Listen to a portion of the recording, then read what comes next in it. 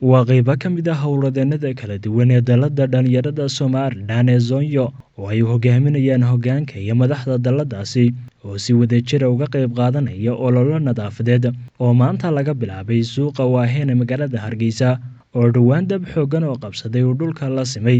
Hoggaanka Sonyo ayaana ku taageeray mas'uuliyiinta dowladda hoose iyo ciidamada kala duwan ee shaqadani saaka bilaabantay ku howlan agab kala duwan, gaadiid iyo weliba howlwadeenno tiro badan. waxaana faahfaahin ka bixiyey doorka Sonyo ee gurmadka Waaheen ee dhanka nadaafadda agaasimaha guud ee dalladaasi Cabdixamiid Maxamed Cumar.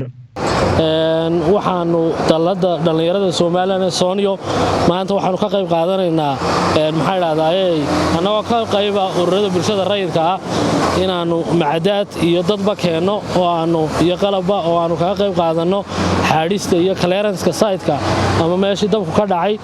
waxaanu ilaahay uga baryaynaa dadkii ganacsigooda iyo shaqadooda iyo wax walba ku waayey in ilaahay ka cawilo oo cawil khayr qaba siiyo. annaguna waan barbar taagannahay, dadkooduna way u ducaynayaan, intii wax tari kartaana way taraysaa.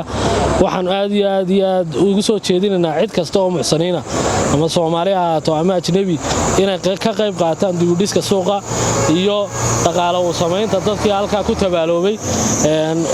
dhankiisa maayir ku-xigeenka caasimadda Hargeysa ayaa Sonyo iyo hoggaankeeda uga mahadnaqay garab istaagga iyo is-abaabulka ay sabableen.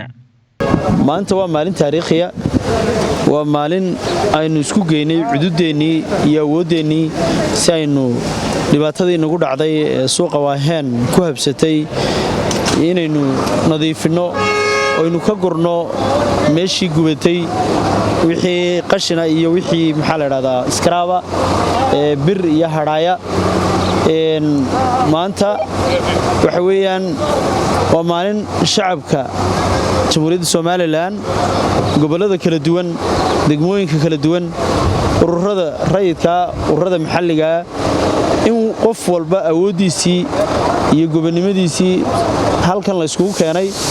ugu horreyn waxaan u mahad celinayaa dallada Sonyo, dallada dhalinyarada ururka Sonyo ayaan aad iyo aad ugu mahad celinayaa oo agaasimahoogii garabkayga taagay iyo shaqaalahoogiiba sida saaka ay uga soo qayb qaateen furnimada leh ee shaqaalihii dhammaantood ay fadhiga uga soo kiciyeen iyo wixii kale ee macidaad iyo qalab ah ee halkan ay keeneenba waan u mahad celinaynaa. waan jecelnahay, waad nala shaqaysaan, waadna garab istaagtaan, habeen iyo maalin nagama dhaqaaqdaan.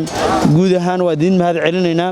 markastoo idin baaqnana baaqayga si wanaagsan baad uga soo jawaabtaan. waad mahadsantihiin dhammaantiin.